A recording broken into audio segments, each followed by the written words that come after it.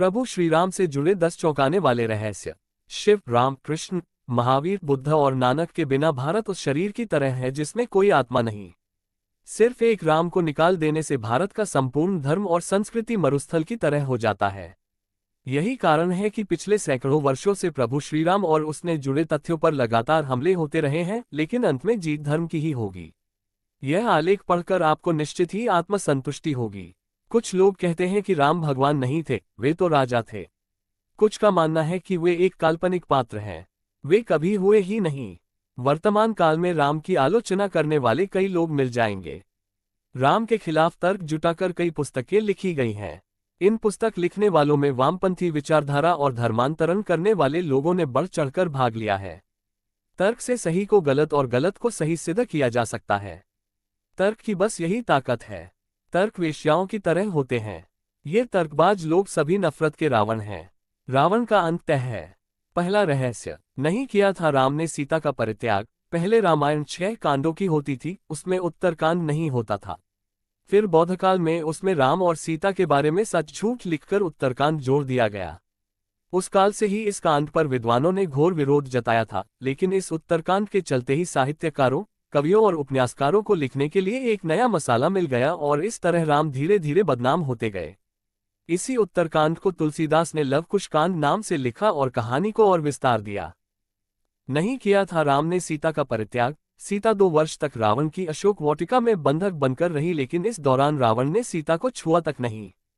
इसका कारण था कि रावण को स्वर्ग की अप्सरा ने ये शाप दिया था कि जब भी तुम किसी ऐसी स्त्री से प्रणय करोगे जो तुम्हें नहीं चाहती है तो तुम तत्काल ही मृत्यु को प्राप्त हो जाओगे। अतः रावण किसी भी स्त्री की इच्छा के बगैर उससे प्रणय नहीं कर सकता था।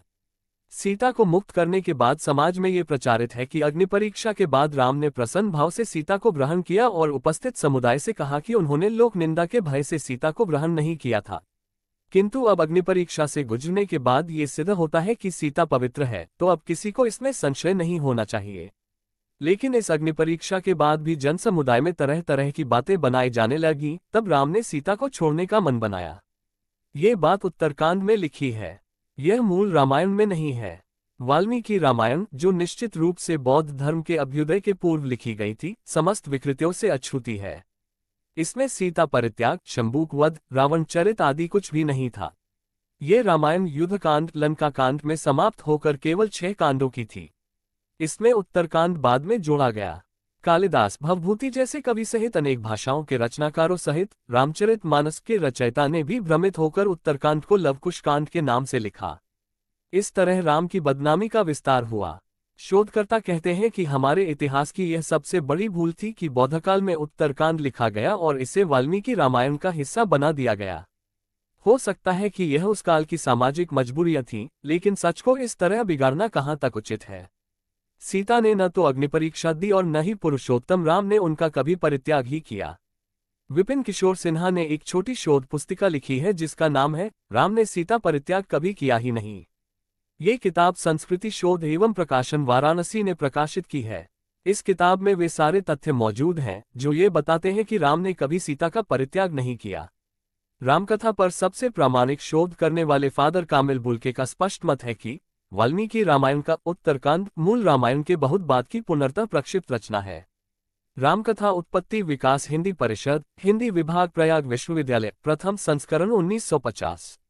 दूसरा रहस्य, प्रभु श्रीराम राजा या भगवान। हिंदू धर्म के आलोचक खासकर राम की जरूर आलोचना करते हैं, क्योंकि उन्हें मालूम है कि राम हिंदू धर्म का सबसे मजबूत आधार स्तंभ है। इस स्तंभ को गिरा दिया गया तो हिंदुओं को धर्मांतरित करना और आसान हो जाएगा। इसी नीति के चलते तथाकथित धर्मनिरपेक्ष ताकतों के साथ मिलकर राम को एक सामान्य पुरुष घोषित करने की साजिश की जाती रही है। वे कहते हैं कि राम कोई भगवान नहीं थे, वे तो महज एक राजा थे। उन्होंने समाज और धर्म के लिए क्या किया?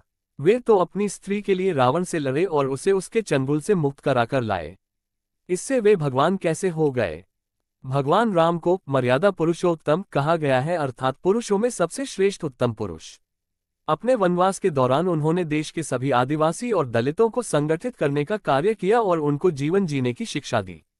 इस दौरान उन्होंने सादगी भरा जीवन जिया। उन्होंने देश के सभी संतों के आश्रमों को बर्बर लोगों के आतंक से बचाया। इसका उदाहरण सिर्फ रामायण में ही नहीं, देश भर में बिखरे पड़े साक्ष्यों में आसानी से मिल जाएगा। भगवान राम भारत निर्माता थे। उन्होंने ही सर्वप्रथम भारत की सभी जातियों और संप्रदायों को एक सूत्र में बांधने का कार्य अपने 14 वर्ष के वनवास के दौरान किया था। 14 वर्ष के वनवास में से अंतिम 2 वर्ष को छोड़कर राम ने 12 वर्षों तक भारत के आदिवासियों और दलितों को भारत की मुख्यधारा से जोड़ने का भरपूर प्रयास किया। शुरुआत होती है केवट प्रसंग से। इसके बाद चित्रकूट में रहकर उन्होंने धर्म और कर्म की शिक्षा दीक्षा ली। यहीं पर वाल्मीकि आश्रम और मांडव्य आश्रम था। यहीं पर से राम के भाई भरत उनकी चरण पादुका ले गए थे। चित्रकूट के पास ही सतना में अत्रि ऋषि का आश्रम था। दंडकारण्य अत्रि को राक्षसों से मुक्ति दिलाने के बाद वे दंडकारण्य क्षेत्र में चले गए, जहां आदिवासियों की बहुलता थी। यहाँ के आदिवासियों को बानासुर के अत्याचार से मुक्त कराने के बाद वे 10 वर्षों तक आदिवासियों के बीच ही रहे। यहीं पर उनकी जटायु से मुलाकात हुई थी, जो उनका मित्र था। जब रावण सीता को हरण करके ले गया था, तब सीता की खोज में राम का पहला सामना शबरी से हुआ था। इसके बाद वानर जाति के हनुमान और सुग्रीव से। वर्तमान में करीब 92,300 वर्ग किलोमीटर क्षेत्रफल में फैले इस इलाके के पश्चिम में अबूझमाल पहाड़ियां तथा पूर्व में इसकी सीमा पर पूर्वी घाट शामिल हैं। दंडकारण्य में छत्तीसगढ़, ओडिशा एवं आंध्र प्रदेश राज्यों के हिस्से शामिल हैं। इसका विस्तार उत्तर से दक्षिण तक करीब 320 किलोमीटर तथा पूर्व से पश्चिम तक लगभग 480 किलोमीटर है। इसी दंडकारण्य क्षेत्र में रहकर राम ने अखंड भारत के सभी दलितों को अपना बनाया और उनको श्रेष्ठ धर्म, अर्थ, काम और मोक्ष की शिक्षा दी। भारतीय राज्य तमिलनाडु, महाराष्ट्र, आंध्र प्रदेश, मध्य प्रदेश, केरल, कर्नाटक सहित Nepal, Laos, Kampuchea, Malaysia, Cambodia, Indonesia, Bangladesh, Bhutan, Sri Lanka, Bali, Java, Sumatra और थाईलैंड आदि देशों की लोक संस्कृति व ग्रंथों में आज भी राम इसीलिए जिंदा है। श्रीराम ऐसे पहले व्यक्ति थे जिन्होंने धार्मिक आधार पर संपूर्ण अखंड भारत के दलित और आदिवासियों को एकजुट कर दिया था। इस संपूर्ण क्षेत्र के आदिवासियों में राम और हनुमान को सबसे ज्यादा पूजनीय इसीलिए माना जाता है।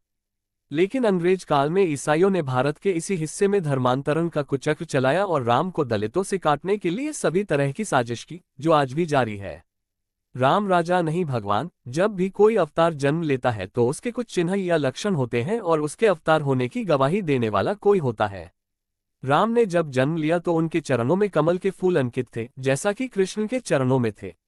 राम के साथ हनुमान जैसा सर्वशक्तिमान देव को होना इस बात की सूचना है कि राम भगवान थे। रावण जैसा विद्वान और मायावी क्या एक सामान्य पुरुष के हाथों मारा जा सकता है? इन सब को छोड़ भी दे तो ब्रह्मर्षि वशिष्ठ और विश्वामित्र ने इस बात की पुष्टि की कि राम सामान्य पुरुष नहीं, भगवान है, और वह भी विष्णु के अवतार। इक्ष्वाकु वंश में एक नहीं, कई भगवान हुए। उनमें से सबसे पहला नाम ऋषभनाथ का आता है, जो जैन धर्म के पहले तीर्थंकर थे। तीसरा रहस्य, शूद्र और राम। वैसे तो राम के काल में कोई ऊंचा या नीचा नहीं होता था। भगवान किसी जातिवर्ग के नहीं होते और न ही वे मनुष्य जाति में भेद करते हैं। रामायण काल में जातिगत जो भिन्नता थी वह मनुष्यों के रंग, रूप और आकार को लेकर थी। जैसे वानर, वृक्ष, राक्ष और किरात जातियां मनुष्य से भिन्न थी। केवट, शबरी, जटायु, सुग्रीव और संपाति आदि से राम के संबंध दर्शाते हैं कि उस काल में ऐसी कोई जातिगत भावना नहीं थी जो आज हमें देखने को मिलती है। हनुमान जी के गुरु मतंग ऋषि आज की जातिगत व्यवस्था अनुसार तो दलित ही कहलाएंगे। श्रीराम ने 14 वर्ष वन में रहकर भारत भर में भ्रमण कर भारतीय आदिवासी, जनजाति, पहाड़ी और समुद्री लोगों के बीच सत्य, प्रेम, मर्यादा और सेवा का संदेश फैलाया। यही कारण रहा कि श्रीराम का जब रावण से युद्ध हुआ तो सभी तरह की वनवासी और आदिवासी जातियों ने श्रीराम का साथ दिया। श्रीरामचरित के संवाद नहीं है श्रीराम के वचन। ये तुलसीदास जी ने श्रीरामचरित मानस में लिखा। ढोल गवार शूद्र पशु नारी, सकल तारना के अधिकारी। ऐसा श्रीराम ने कभी नहीं कहा। यदि रामानंद सागर कोई रामायण लिखते हैं और वे अपनी इच्छा से जब श्रीराम के डायलॉग लिखते हैं, तो इसका यह मतलब तो नहीं लगाना चाहिए कि ऐसा श्रीराम ने बोला है। तुलसीदास द्वारा लिखे गए इस एक वाक्य के कारण श्रीराम की बहुत बदनामी हुई। कोई यह नहीं सोचता कि जब कोई लेखक अपने तरीके से रामायण लिखता है तो उस समय उस पर उस काल की परिस्थिति और अपने विचार ही हावी रहते हैं। चौथा रहस्य, श्रीराम की जल समाधि। श्रीराम द्वारा जल समाधि लेने की घटना को हिंदू दलितों का धर्मांतरण करने वाले आलोचकों ने आत्महत्या करना बताया। मध्यकाल में ऐसे बहुत से साधु हुए हैं जिन्होंने जिंदा रहते हुए सभी के सामने धीरे धीरे देह छोड़ दी और फिर उनकी समाधि बनाई गई। राजस्थान के महान संत बाबा रामदेव रामापीर ने जिंदा समाधि ले ली थी, तो क्या हम ये कहें कि उन्होंने आत्महत्या कर ली? अयोध्या आगमन के बाद राम ने कई वर्षों तक अयोध्या का राजपाट संभाला और इसके बाद गुरु वशिष्ठ व ब्रह्मा ने उनको संसार से मुक्त हो जाने का आदेश दिया। एक घटना के बाद उन्होंने जल समाधि ले ली थी। सरयू नदी में श्रीराम ने जल समाधि ले ली थी। अश्विन पूर्णिमा के दिन मर्यादा पुरुषोत्तम राम ने अयोध्या से सटे फैजाबाद शहर के सरयू किनारे जल समाधि लेकर महाप्रयाण किया। श्रीराम ने सभी की उपस्थिति में ब्रह्म मुहूर्त में सरयू नदी की ओर प्रयाण किया। उनके पीछे थे उनके परिवार के सदस्य भरत, शत्रुघ्न, उर्मिला, मांडवी और श्रुतकीर्ति। ओम का उच्चारण करते हुए वे सरयू के जल में एक एक पग आगे बढ़ते गए और जल उनके हृदय और अधरों को छूता हुआ सिर के ऊपर चढ़ गया। क्यों ली जल समाधि? यमराज ये जानते थे कि भगवान की इच्छा के ना भगवान न तो स्वयं शरीर का त्याग करेंगे और न शेषनाग के अंशावतार लक्ष्मण जी। ऐसे में यमराज ने एक चाल चली। एक न यमराज सी विषय पर बात करने भगवान राम के पास आ पहुंचे। भगवान राम ने जब यमराज से आने का कारण पूछा तो यमराज ने कहा कि आपसे कुछ जरूरी बातें करनी है।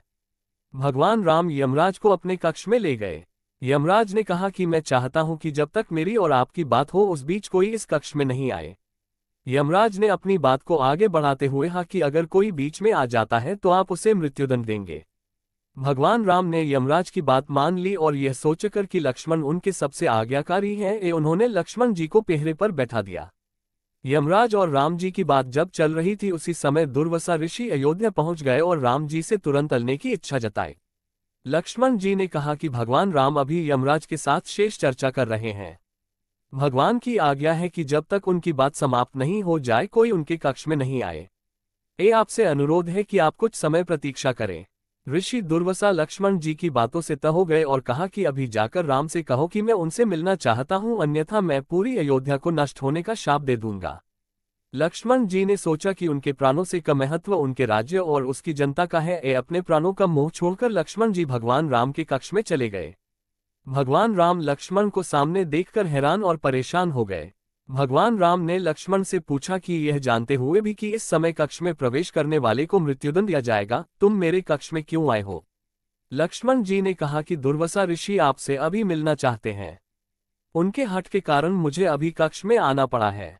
राम जी यमराज से अपनी बात पूरी करके जल्दी से ऋषि दुर्वासा से अलने पहुंचे। यमराज अपनी चाल में सफल हो चुके थे। राम जी से यमराज ने कहा कि आप अपने वचन के अनुसार लक्ष्मण को मृत्युदंड दीजिए। भगवान राम अपने वचन से मजबूर थे। राम जी सोच में थे कि अपने प्राणों से यह भाई को कैसे मृत्युदंड दिया जाए। राम जी ने अपने गुरु वशिष्ठ जी से इस विषय में बात की तो गुरु ने बताया कि अपनों का त्याग मृत्युदंड के समान ही होता है। आप लक्ष्मण को अपने से दूर करें, यह उनके मृत्युदंड के बराबर ही सजा होगी। जब राम जी ने लक्ष्मण को अपने से दूर जाने के कहा तो लक्ष्मण जी ने कहा कि आपसे दूर जाकर तो मैं यूं भी मर जाऊंगा।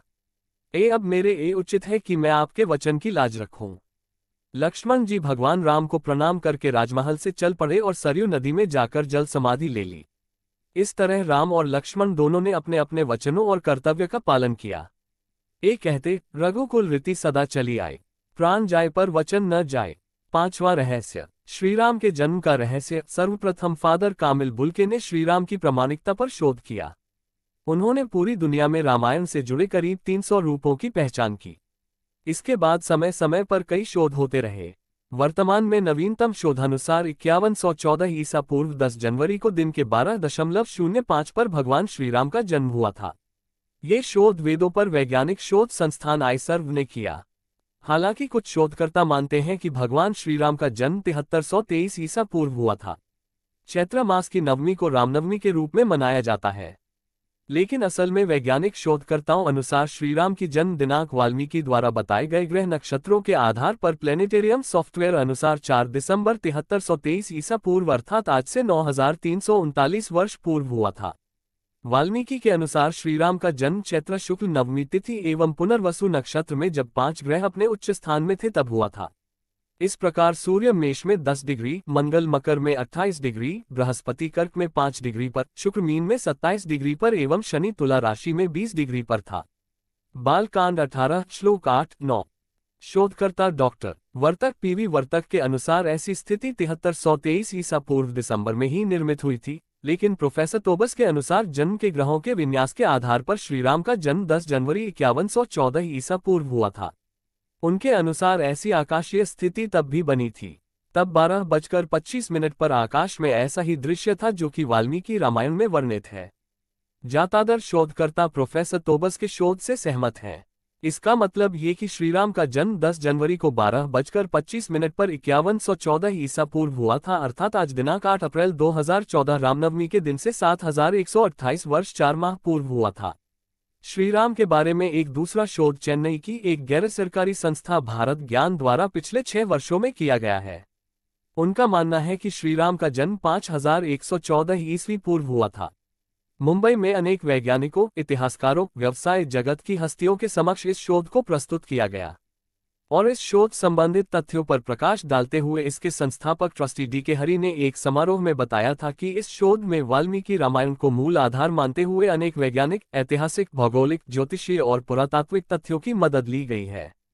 इस समारोह का आयोजन भारत ज्ञान ने आध्यात्मिक गुरु श्री श्री रविशंकर की संस्था आर्ट ऑफ लिविंग के साथ मिलकर किया था। कुछ वर्ष पूर्व वाराणसी स्थित श्रीमद् आद्य जगत गुरु शंकराचार्य शोध संस्थान के संस्थापक स्वामी ज्ञानानंद सरस्वती ने भी अनेक संस्कृत ग्रंथों के आधार पर श्रीराम और कृष्ण की ऐतिहासिकता को स्थापित करने का कार्य किया था। छठा रहस्य, श्रीराम का वनवास काल। प्रभु श्रीराम को 14 वर्ष का वनवास हुआ। इस वनवास काल में श्रीराम ने कई ऋषि मुनियों से शिक्षा और विद्या ग्रहण की, तपस्या की और भारत के आदिवासी, वनवासी और तमाम तरह के भारतीय समाज को संगठित कर उन्हें धर्म के मार्ग पर चलाया। संपूर्ण भारत को उन्होंने एक ही विचारधारा के सूत्र में बांधा, लेकिन इस दौरान उनके साथ कुछ ऐसा भी घटा जिसने उनके जीवन को बदल कर रख दिया।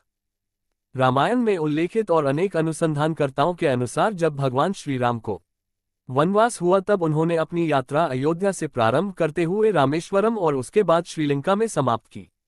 इस दौरान उनके साथ जहां भी जो घटा उनमें से 200 से अधिक घटना स्थलों की पहचान की गई है। जाने माने इतिहासकार और पुरातत्वशास्त्री अनुसंधानकर्ता डॉक्टर राम अवतार ने श्रीराम और सीता के जीवन की घटनाओं से जुड़े ऐसे 200 से भी अधिक स्थानों का पता लगाया है जहां आज भी तत्संबंधी स्मारक स्थल विद्यमान हैं, जहां श्रीराम और सीता रुके या रहे थे। वहां के स्मारकों, भित्तिचित्रों, गुफाओं आदि स्थानों के समय काल की जांच पड़ताल वैज्ञानिक तरीकों से की। आओ जानते हैं कुछ प्रमुख स्थानों के बारे में। सातवां रहस्य, श्रीराम की बहन। अब तक आप सिर्फ यही जानते आए हैं कि श्रीराम के 3 भाई लक्ष्मण, भरत और शत्रुघ्न थे, लेकिन श्रीराम की बहन के बारे में कम लोग ही जानते हैं। बहुत दुख भरी कथा है श्रीराम की बहन की। लोग उनकी सच्चाई जानेंगे तो श्रीराम को कठोर दिल वाला मानेंगे और दशरथ को स्वार्थी। श्रीराम की 2 बहनें भी थी, एक शांता और दूसरी कुकबी। हम यहाँ आपको शांता के बारे में बताएंगे। दक्षिण भारत की रामायण के अनुसार श्रीराम की बहन का नाम शांता था, जो चारों भाइयों से बड़ी थी।